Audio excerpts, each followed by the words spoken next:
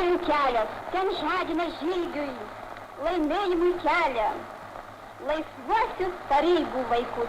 Ar Salomėja Nėris buvo išdavikė? Yra daug kalbama apie jos norą, nenorą, ar ten, sakykime, vos neprivartavimą, tiesiog neprasme, spaudimą, kad važiuotų į Maskvą.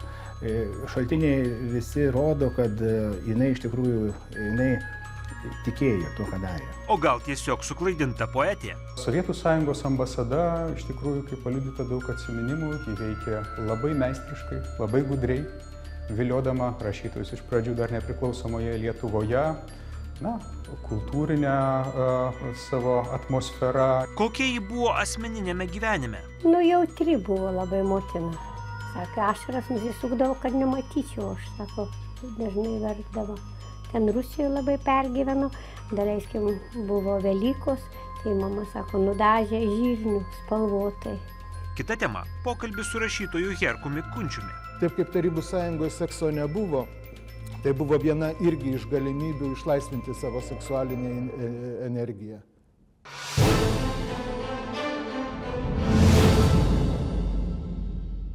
Sveiki gyvi istorijos mylėtojai. Jūs žiūrite LRT televizijos laidą Istorijos detektyvai. Šiandien dėl Salomėjos Nėries verda daug aistrų. Vieniems ji yra geniali poetė, kuriai galima atleisti politinius nuklydimus. Kitiems ji yra tiesiog tautos išdavikė, kuri važiavo į Maskvą atvežti Stalino saulės. Kaip šiandien galima vertinti Salomėją Nėrį? Aurelijos Savickienės reportažas. Istoriniai filmuoti kadrai ir istorinė data. 1940 m. rugpjūčio 3 diena Lietuva priimta į Sovietų Sąjungos šeimą. Šiuose įvykiuose dalyvauja ir garsi liaudies poetė Salomėja Nėris. Tądien visi išgirsta Lakštingalą vadinamos literatės balsą ir jos stalininio režimo šlovinimą.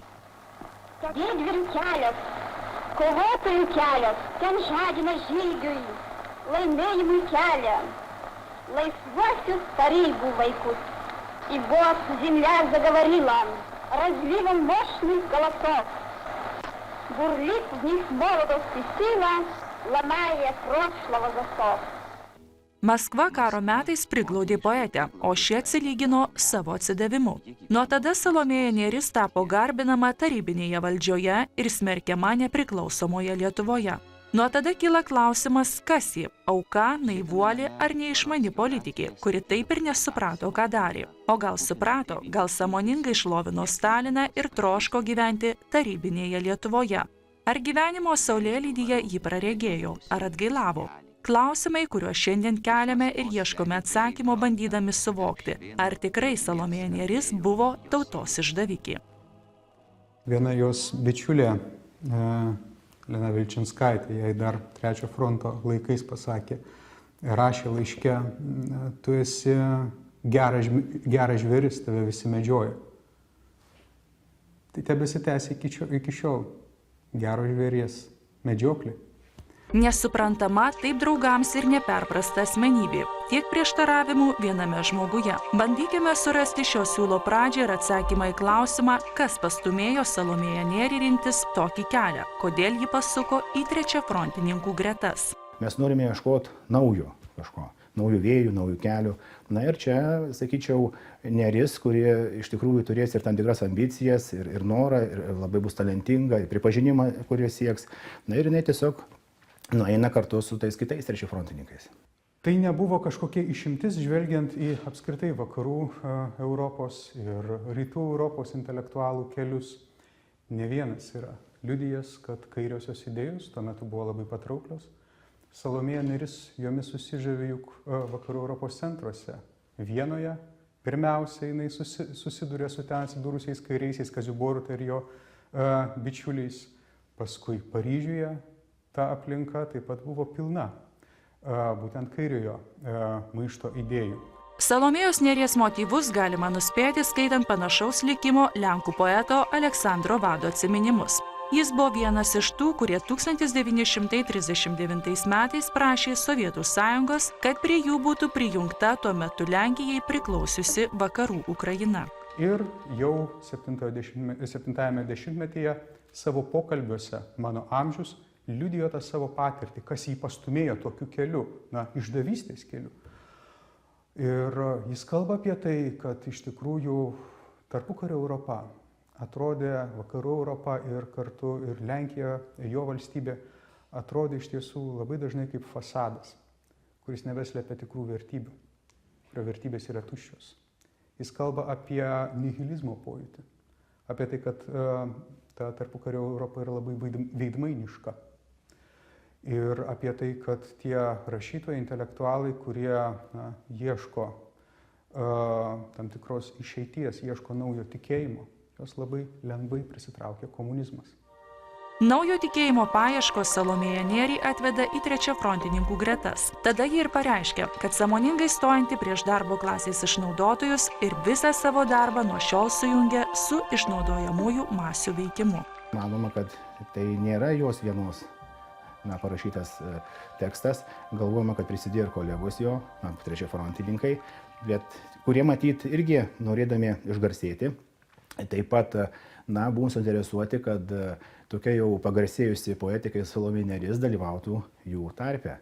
Tai matyt, čia toks kaip ir pasiektas buvo kompromisas iš abiejų pusių. Daugiausia diskusijų kelia Salomėjos Nėries kaip politikės vaidmuo. Būdama garsia poete ir tapusi Liaudies Seimo nare, ji buvo pakviesta į delegaciją, kurios misija visiems laikams užtraukė šešėlį ant literatės. Kodėl ji sutiko vykti į Kremlių ir prašyti, kad Raudonosios armijos okupuota Lietuva būtų priimta į Sovietų sąjungą? Yra daug kalbama apie jos norą, nenorą, ar ten, sakykime, vos neprivartavimą, tiesiog neprasme, spaudimą, kad važiuotų į Maskvą. Šaltiniai visi rodo, kad jinai iš tikrųjų tikėjo tuo, ką darė.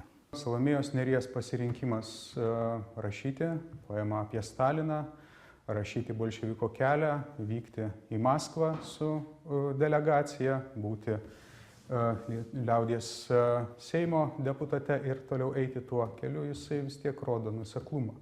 Jis rodo nuoseklią laikyseną. Be abejo, kad spaudimas buvo. Spaudimas buvo nevienodas.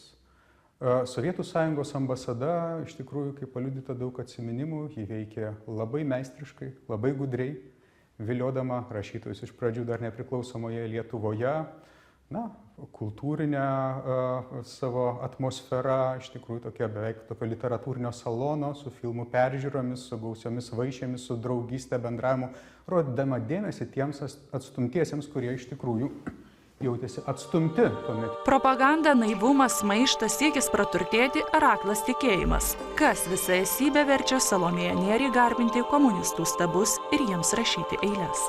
Vien poemos parašymas apie Staliną tai irgi yra tam tikras fenomenas. Žmogus parašo beveik 50 posmelių per naktį ir faktiškai taisymo beveik ten nėra jokio. Ir kaip žinia, ir ateina pripažinimas, ateina ir reklama, ir ateina ir knygų spausdinimas masinės po visą Sovietų sąjungą. Čia ir pinigai. Ir svarbiausia naivumas, idealizmas, kad pagaliau mes turėsime normalią valstybę, kuri bus pirmiausia kultūriškai laisva, mes galėsime laisvai kurti, tvarkytis. Ir, kaip žinia, Sovietų sąjunga galinga, jinai bet kada apsaugos Lietuvą nuo galimos Vokietijos agresijos. Tai jinai ką daro iš širdies. Reikia matyti ir tą pusę, kad be abejo čiuptuvai buvo ištiesti, žmonės buvo atrinkti ir kai atėjo laikas, buvo nurodytas jiems vaidmuo. 1941 m. birželio 22 d. kilus karui Salomėja su 4 metus einančiu sūneliu bando pabėgti į Maskvą. Tačiau čia jos laukia ne viena drama, ne vienas susidūrimas su realybė ir net skausmas ieškant pasimetusio sūnaus. Traukinį, kuriuo vyko poetė su Sauliuku, pavijo lėktuvai ir į virš jo numetė kelias bombas. Sprogimai, dejavimai, šauksmai. Ir štai čia poetė pamato, kad nėra jos vaiko. Kelias dienas Salomėja nieko nežinojo apie sūnų, per tą laiką jį iškentė tiek fizinį, tiek dvasinį pragarą. Vis dėlto Sauliuką rado svetimų žmonių vežime, kurie po traukinio sprogimo vaiką pastebėjo sėdintį šalikelyje. Pagaliau pasiekusi Maskvą, poetė pradeda naują gyvenimą. Rašo ir sako agitacinės kalbas per radiją, tačiau po truputį atsimerkia. Iš atsiminimų matyti, kad jau 41 birželio trėmimai, ta didžioji banga, buvo labai didelis sukrėtimas. Nebuvo tai įsivaizduota. Na, bet mes juk dažnai nežinome, kokius padarinius turės mūsų veiksmai. Tai jau čia, man atrodo, tas momentas, kaip atsiranda suvokimas, kur tie veiksmai veda. Na ir be abejo, Antrasis pasaulinis karas, visas gyvenimas užfrontėje, Ufoje, Penzoje, ta realybė. Nes kai Salomėja Nėris važiavo į Maskvą, jinai vis tiek matė fasadinę pusę. Sovietų ambasadoje ir kitur jinai matė tas fasadinės pusės, propagandinės pusės. Vis dėlto drįsčiau teigti, kad galutinis praregėjimas ateis jau baigiantis Antrajam pasauliniam karui. 44-45 metai, kada jinai jau bus faktiškai mirties patale, jinai gulės. Tada, sakyčiau, kada išpažintis, kada bus atlikta, tai galim kalbėti apie galutinį tą praregėjimą.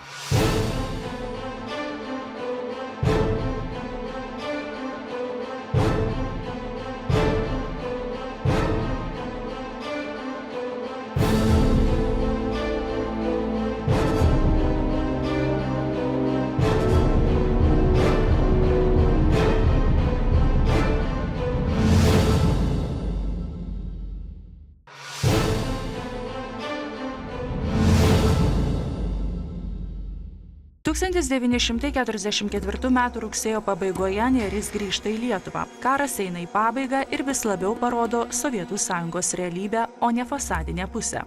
Ar tuomet Salomėja Nėris ima gailėti savo veiksmų? Ką sako jos to laikmečio kūryba? Ką galima įskaityti iš eilėraščių konteksto? Jinai kalba apie partizanus, bet partizanus turime omeny ne Lietuvos partizanus, o sovietinius partizanus. Ir grįž, į kokią Lietuvą jinai svajoja grįžti? Į laisvą tarybų Lietuvą. Tai kai tas pamatai, tai pamatai truputėlį visai kitaip. Tačiau Mindaugas Kvietkauskas, remdamasis paskutiniu poetės eilėraščių rinkiniu Prie didelio kelio, teigia, kad vis dėlto gyvenimo saulėlydyje Salomėja Nėris praregėjo ir atgailavo. Tiesiog tuomet šis rinkinys buvo grubiai perrašytas, o jo originali versija pasirodė tik nepriklausomybės metais. To rinkinio istorija yra didžiulio falsifikavimo istorija. Kaip Salomėjos Nėries rinkinys buvo paverstas visiškai sovietinių rinkinių Lakštingala negali nečiulbėti. Paverstas redaktorių ir cenzorių prieš jos pačios valią. Štai čia yra tikrasis rinkinio originalas. Pačios poetės surištas jos mėgtos žalios spalvos siūlų. Anot Mindaugo Kvietkausko, keista, kad šis rinkinys, kuris turėtų atstatyti poetės moralinę pusiausvyrą, vis dar nėra iki galo suvoktas, kad nėra įsisąmoninta tiesa ir atgaila, kurią Salomėja Nėris norėjo įsakyti. To redagavimo pėdsakai yra labai akivaizdus. Štai galiu pademonstruoti viršelį. Tai yra rinkinys, kuris buvo atiduotas leidyklai. Labai aiškiai Salomėjos Nėries užrašyta Prie didelio kelio, perbraukta, užrašyta Lakštingala negali nečiulbėti. Yra Glavlito, cenzūros antspaudas, yra redaktoriaus, ideologinio taisytojo Valio Drazdausko parašas, galima spausdinti. Ir galime pažvelgti, kiek yra perdėliojimo ženklų redagavimo. Matote, kaip yra braukyta puslapiai, koks eiliškumas, išmėtant eilėraščius. Čia galima matyti kokių 5-6 rankų darbą. Kiek kitokios nuomonės yra Mindaugas Tamošaitis. Kada pasižiūri paskutinį tą jos dienoraštį, tai yra labai nedidelis ten įrašas, labai menkai apie tai jau parašoma. Na ir maždaug jau ten likus dabar maždaug gal 2 mėnesiam, 3 mėnesiam yra labai toks įdomus įrašas jos dienoraštyje, kad jinai tarsi, tik aišku, metaforiškai daugiau ten kalbama, kad jinai tarsi, jinai jaučiasi suklydusi, ką jinai darė ir netgi prašo tarsi žmonių atleidimų, bet jinai nepasako už ką ir kaip, bet tik tai kelia tokią mintį, kad jeigu reikėtų man kažką kartoti, eičiau kitų keliu. Katalikų bažnyčia dažnai akcentuoja Salomėjos Nėries atgailą prieš mirtį, paskutinę išpažintį ir visą gyvenimą buvusį slaptą ryšį su Dievu. Ar tikrai moteris, kuri vyko į Maskvą su prašymu priimti jos tėvynę į Sovietų Sąjungos sudėtį, buvo Dievo baiminga? sakykime, vat, būtent tas jos pasukimas į kairę, tai buvo jau jos pasirinkimas. Aš manau, turėjo įtakos, gal su žmonės, su kuriais jinai bendravo, bet jinai pasirinko. Ir pavyzdžiui, ir prisiminimuose yra užrašyta, kad jinai, kai grįžo, dabar tik neprisiminsiu, kuriais čia metais, man atrodo, kada studijavo universitete, ji grįžo per Velykų atostogoms į tėviškę ir ten visi nedirba, švenčia Velykas, o jinai sėdi ir siuvinėja. Tai buvo dar iki to, būtent iki to pasukimo į kairę. Kada jinai buvo jaunystėje, kada buvo, sakykime, raušrinkė, tai turbūt jinai nelabai ir tau slėpė tos savo tikybos. Bet kada jinai nuo Trečio fronto laikų perėjo į kairių pozicijas, jau tas Dievas kažkaip nelabai figuravo, bent jau išorėje. Na, dienoraštyje vieną kitą mintį galima išvelgti, bet tiesiogiai apie Dievą taip pat nekalbama. Manyčiau, kad priėjimas prie Dievo vis dėlto buvo karo metais. Gal ypatingai dar pokario, tai nors pokario, kaip žinia, jinai neilgai gyveno. Ir matyti ją vis dėlto prie tikybos, prie Dievo sugrąžino išgyventi sunkumai. Salomėja Nėris maištavo prieš valdžią, prieš bažnyčią, o gal net ir save. Kaip reikėtų paaiškinti tokį vienos asmenybės susidvejinimą? Vieną dieną ji šlovina sovietinę valdžią, kitą dieną organizuoja slaptą šventų Velykų šventę. Jautri buvo labai motina. Sakė, ašaras nusisukdavo, kad nematyčiau, aš sako, dažnai verkdavo. Ten Rusijoje labai pergyveno, daleiskim, buvo Velykos, tai mama, sako, nudažė žirnių spalvotai. Salomėjos Nėries vienintelio sūnaus Sauliuko Balandžio našlė Laima Bučienė gyvena poetės gimtinėje Kiršų kaime Vilkaviškio rajone. Ir nors jai neteko pažinti Anytos, tačiau iš savo vyro pasakojimų literatės Marti vaizduotėje poetę nusipiešė kaip rūpestingą, mylinčią mamą ir itin uždarą moterį. Išmokė kojines susėdyti gražiai jam. Nebuvo, buvo labai šalta, kai Ufoj gyveno, tai sakė labai daug sniego, žmonės eina, tik kojos matosi pro langus. Tai prisnigta ir šalta, tai mama dėdavo ar akmenys, ar plytos ant krosnės karštus, kad kojos nesušaltų, nes jis sirgdavo dažnai. Saulius tai ausų uždegimas, tai vėl visokie. Salomėja Nėris prieštaringa asmenybė, lig šiol kelianti daug klaustukų. Ir viskas būtų daug aiškiau, jei nebūtų vienos didelės paslapties – paskutinio juodo sąsiuvinio. Yra tokia kaip ir mintis, bent jau iš atsiminimų daugiau sakoma, kad jinai irgi rašė toliau sąsiuvinį, ten rašė ir poeziją, ir net neva tokia išpažintį. Ir kada jį norėjo draugai perduoti, kaip žinia, draugai atsisakė priimti. Na ir tą sakykime, sąsiuvinį ar tą dienoraštį, pavadinkime, atiduos kunigui, kuris, kaip žinia, priims tą išpažintį. Bet dabar įdomus toks galbūt klausimas, iki šiol niekas nerado to dienoraščio. Tuo tarpu Mindaugas Kvietkauskas pateikia faktus apie juodojo sąsiuvinio paslaptį. Rašytojos Julijos Švabaitės liudijimas 48 metų Vokietijoje susitikus partizanų vadą Juozą Lukšą Daumantą. Švabaitė paklausė jo, ką partizanai turi prieš Salomėją Nėrį. Juozas Lukša Daumantas atsakė, mes nieko prieš ją neturim, partizanai turi jos perduotą rinkinį. O kaip dėl minėto kunigo, kuris anot liudininkų gavo paskutinius slaptuosius Salomėjos Nėries užrašus? Na ir kas yra įdomiausia, kad tas kunigas, kuris priėmė tą išpažintį, kaip žinia, po kurio laiko bus suimtas, išvežtas į tremtį ir taip toliau. Man yra tekę žiūrėti ir baudžiamąją bylą to kunigo, tai nieko panašaus apie tai nieko nėra. Tai va čia galima įvairiai vertinti, ar jisai gal sugebėjo nuslėpti tos dalykus, sunku pasakyti. Ar kunigas sugebėjo nuo tardytojų nuslėpti Salomėjos Nėries dienoraštį? O gal to dienoraščio apskritai niekada nebuvo? Kadangi jis nėra surastas, tai, aišku, jinai, kiek matyti, pagal tai, ką jinai darė seniau, anksčiau darė, tai matyti neįrašė. Bet gal ir buvo, matyt gal buvo, bet absoliučiai, kad jis kažkur tai ar būtų surastas, ar Maskvoje, ar kur, vis tiek būtų ir kolegos yra važiavę ir kitur. Kita vertus, ar būtų tikslas sunaikinti, imkime sovietų sakykime, politiką, dokumentų atžvilgiu ar kitur, tai vis dėlto, jeigu ir būtų, jis nelikęs Lietuvoje, jis būtų ar išvežtas ar kur, jis tiesiog ar būtų, kažkur tai slapta saugomas, tai vis tiek toks šaltinis, aš manau, nebūtų naikinamas, nes dabar irgi pasirodo, kad ypatingai po 90 metų atsivėrus archyvams iš tikrųjų, prieiname prie tokių labai jau skaudžių temų ir iš tikrųjų net tie dokumentai, kurie kompromitavo pačią sovietų valdžią, prie jų mes galim prieiti, čia nepaslaptis kokia. Sunku patikėti, kad nebuvo daugiau tekstų. Salomėja Nėris iš tikrųjų buvo nuolat kurianti poetė. Jos sąmonė buvo labai aktyvi, labai intensyvi ir galima manyti, kad, ir laukdama mirties, jinai rašė. Sunku patikėti, kad tekstų neliko.